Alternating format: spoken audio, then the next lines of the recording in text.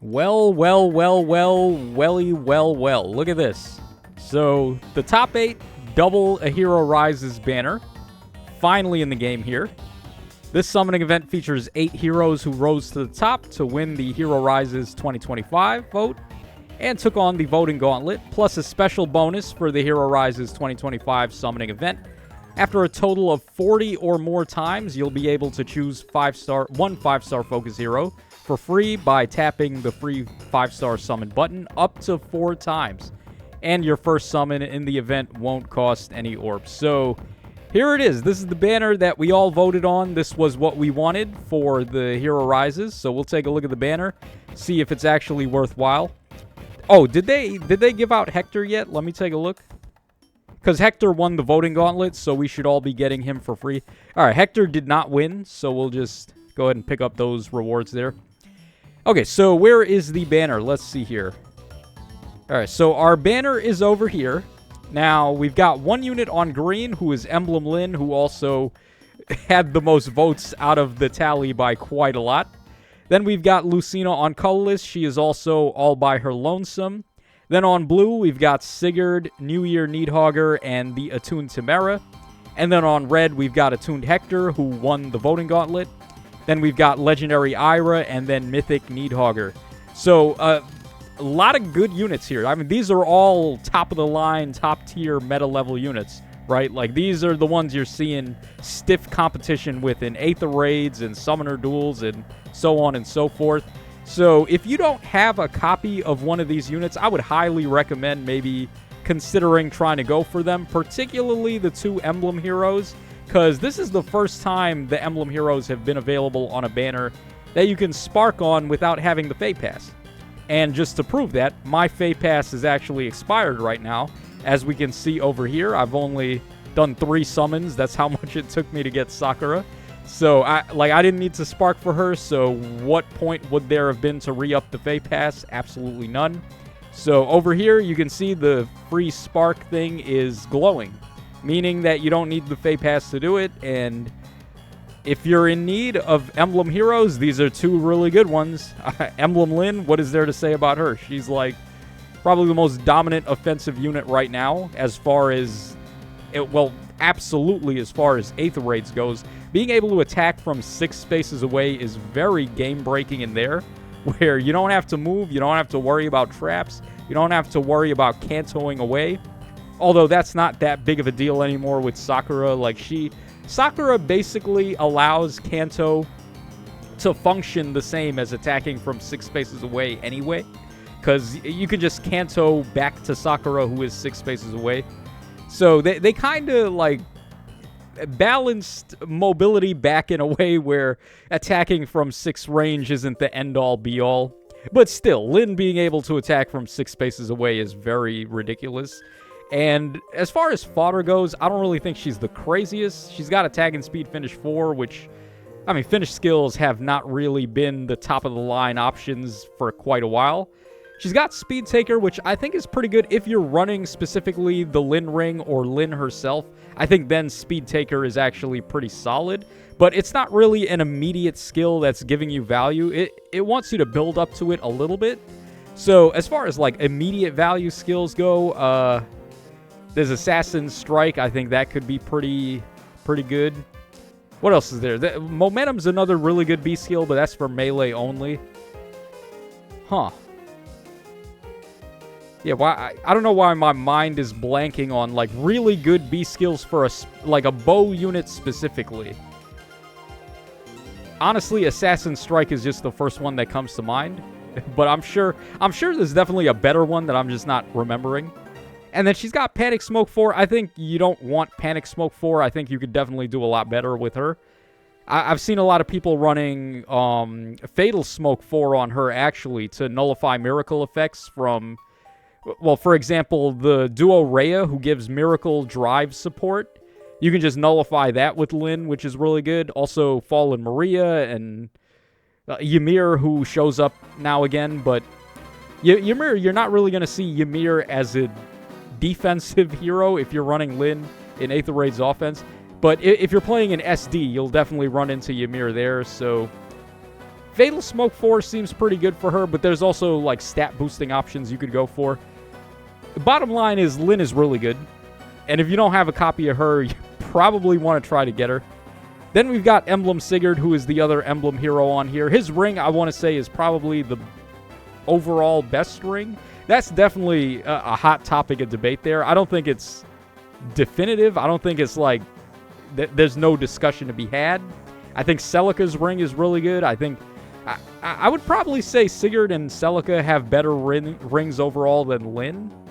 Mainly because you can't do the style change with Lynn's ring on turn 1 for some reason. I guess for balance purposes, but even then it's like, as long as you activate the style and you do the style attack, there's still a cooldown timer before you can use it again. I think that was balanced enough. Like, they didn't need to also stop you from using it on turn 1. So that's my main gripe with the Lynn ring right now, but otherwise it's still very good, obviously. But between Sigurd and Celica's ring, which one is better? I'm always like going back and forth on that. Overall, though, I would probably say Sigurd's is better. Also because he's the only ring that raises damage for AoE specials, which could come in handy. And then giving like Kanto 3 just straight up is pretty bananas. So this guy is really good. And then in terms of fodder, he might even be the best fodder unit out of the box on this whole banner, because he comes with Momentum 4. He's still the only unit that has Momentum 4, I think. Then he's also got Attack and Defense XL and Fatal Smoke 4, all meta skills right now. So you can't go wrong summoning a copy of this guy. All right, he is color sharing with the New Year Needhogger, who's a fantastic unit. Really high scoring if you want to get her to plus 10 for some reason. For arena mode or anything like that, she's got your back. Great fodder here. We've got Higher Ground, which is Barricade, basically, but with Bar Save tacked in. Then we got Sturdy Beast, another really good special, and Slick Fighter 4, which is also really good. What's good about this Needhogger, as opposed to the Mythic one, is that she has the built-in double stack of defensive-based damaging specials. So you're actually able to mix it up with her a lot easier as far as the C skill goes. You're not forced into running like Twin Near Save or Twin Far Save in order to proc Sturdy Beast twice with this Needhogger. So she works pretty well as both a Near Save and a Far Save. And then also she's just giving crazy amounts of support. She gives defense and res up 6, Hexblade, DR cut by half. And then she also gives the... what was hers called again? Dosage there. The dosage status effect, which is pretty good. So, fantastic unit. If you don't have her, you maybe want to try to get her. And then finally, we've got Attuned Tamara, who's... I mean, she's also really good out of the box, too. Look at this. Lagoo's Friend 4, Breath of Life 4, Time's Pulse Echo. All premium level skills there. And if you want, you can also give her the new Lagoo's Friend. You can give her Lagoo's Loyalty from... the, what was it, Johanna Ike, who's going to be appearing in the new Divine Code shop. So if you save up enough codes to buy him, you can just give his B skill to this Tamara, and then all of a sudden you've got it forever now for fodder, as long as you keep pulling copies of Tamara. So a very good unit for fodder, and then also just a very good unit in general. One of the few Omni tanks that can actually make Lay Radar pull his hair out. Because you're free to run Null C Echo on this unit, and then all of a sudden Flash doesn't matter to her anymore. So, yeah, very solid, very good unit. Very great, obviously, to pick up a lot of copies of because of her being an attuned hero. All right, then on red, we've got the Attuned Hector, who is going to be given out for free to everybody. I'm not sure when he's going to be given out. I don't know if they announced that yet, but I don't really have any issues with him winning because, of course... I gave him Shield Fighter from... I was able to free pull an extra copy of the Ice Tribe... who was it? Fiorm on one of those like rerun anniversary banners they did. They gave out a bunch of tickets for those, and on one of my tickets I was able to get her. So yeah, I've got my Hector with Shield Fighter now, and I can just re-up my merge with him with the free copy from winning a Hero Rises, and then I can give somebody else Shield Fighter after that. He's also got pretty good stuff just in general. He's got Twin Far Save. He's got Distant Counter Echo. I don't really think that's the Echo skill of choice, though. I think there's actually better Echo skills you may want to go for. So I wouldn't put too much stock in him having that as an Echo skill. But I guess it is pretty cool to see. And then, of course, he's got Armored Beacon, which is pretty good for your armored units. So, by no means a bad unit. Also, he also is able to set up the Stone Tile support, and he gives Bulwark support, which is great to allies in 2 spaces. So, a very solid unit for Aether Raids, very solid for Summoner Duels, very good in Arena as well because of his high scoring. So, yeah, I mean, these units are just superior. They have virtually not really any flaws here. They've got insane base kits, insane fodder. They're just amazing scoring units. They're amazing units to use. Like, you really can't go wrong here. We got Legendary Ira up next. Now, she gives the potent support, which is really good. Dude, giving potent support and giving brave attack support are 2 of the most powerful things you can do right now. And Ira being able to do that is great. And then she also nullifies defensive specials like Pavis and Aegis. So you're going to be able to tear through any tank that's running stuff like Shield Fighter to try and tank melee attacks. She also has Speed Taker just like Emblem Lyn, but I don't think Speed Taker is really the craziest skill. At least not right from the start. Once you build up to it, then yeah, it starts looking really crazy. But there are definitely better skills for a more immediate amount of help there. She's got Attack and Speed Excel, which is great, and then Brutal Tempest, which is also really good. This one gives you Canto Distant, and then it also gives you the +1 movement at the start of every turn. So that's really good, and then it does give you stats too. I just personally, I feel like I like the other one a little better, the one that Brave Felix had, because that one also gives you nullification of the enemy's buffs, which is really dirty. Because right now, like, every single good unit is just giving start of turn blue bonuses to themselves and allies in 2 spaces. So having lull effects and dull effects right now, just nullifying any possible stat bonuses the enemies might have, is very good. So I'm personally more a fan of that one, Endless Tempest, as opposed to Brutal Tempest. But of course, just getting Canto Distant is obviously very good. So, no complaints about Ira. She's also a legendary hero. The only legendary hero on the banner. So, not a bad unit to merge up. You would have to get her to +10, though. That's the one downside. If you're planning to use a legendary hero for arena mode, the downside is that you gotta have them at +10 unless they're the bonus hero, which does kind of suck, because otherwise, like, for example, with a mythic hero, every single merge you get actually counts. But for the legendary heroes, they only count. It's either +0 or +10. There's no in between, unfortunately. But for this unit here, every single merge you get is valuable. And in my opinion, I think this might be the single best unit to get to +10 in the entire game. Why? Well, first of all, she's an offensive mythic hero, so she scores higher for you in Aether Raids offense. She also scores high in arena mode if you got her at +10 because her BST is so high. Then she also, what else does she do? She's like a defensive unit, so those are already the best type of units to get to +10 because they appreciate having the +4 to all stats the most. So getting her to +10 there helps her tanking, helps her ability to score. It's just like everything you could want out of a merge, I think, is accentuated by this unit right here. So that's my personal thought on that. Maybe you guys have a different opinion in the comments, which I would like to see.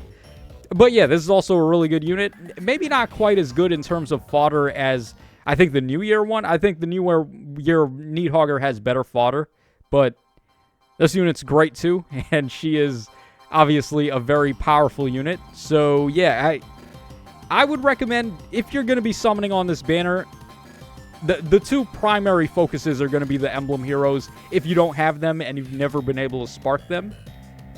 Otherwise, I would say probably try to make sure you get a copy of everybody here. We didn't talk about Ninja Lucina, actually, but is there really much to talk about? She's really good. I've talked about this unit many times. She's got Flared Sparrow, which was so ahead of its time that it's still, like, probably the top meta A skill even right now. I do personally like it a little bit more than Sly Swift Sparrow and Sly Mirror. The only difference, though, is that those can be given to infantry types, whereas Flared Sparrow can be given to range type cavalry and flyer types. So that's a little better there. But otherwise, I mean, this unit's great, too. She gives insane support. She's got curved shot. Fantastic fodder. Flared Sparrow is really good. Speed and defense detect is really good. Shadow shift is really good. Insane duo button. Insane scoring because she has one of the more premium dual skill BST raises. She's a brave attacker. She's got... she gives support. She gives probably the best support in the game, too, with Future Witness and No Follow-Up. Then she also has action economy. It's like, dude, you get a headache trying to recall all of the effects that these units do nowadays. So let's go and do our freebie and see what we get here. Okay, what do we even want? What would be the highest priority want for me right now? Huh. That is actually a very good question because I don't even know. Like, what do I don't even know what I want. Why don't we go for blue here? Because there is actually a unit that I have in mind that I would like to give momentum to. So we'll go ahead and hit blue here. And we'll see how we do. Okay, that is not Sigurd. That is Matilda. You guys ever seen that movie, Matilda? Like this old 90s movie with Danny DeVito. It was about this girl who had like psychic powers and she went to a boarding school. I don't know. I don't know why I just randomly thought of that. But yeah, let me know if you've seen that movie. But anyways, that's pretty much it for this video here, guys. Like I said, once again, if you don't have a copy of anyone on this banner, you probably would like to try to get them. As far as going for merges, I don't know if that's necessarily the best idea unless you're a whale. And if that's the case, then knock yourself out. If you're just playing free-to-play, then this is the premier chance to get the 2 Emblem heroes because they're not really sparkable as free-to-play options. And that's just about it. There's great fodder here, too, if you're trying to build up a specific unit. So, yeah, let me know what you guys think in the comment section down below. This is your boy Tacho signing out. And I will catch y'all again on the flip side.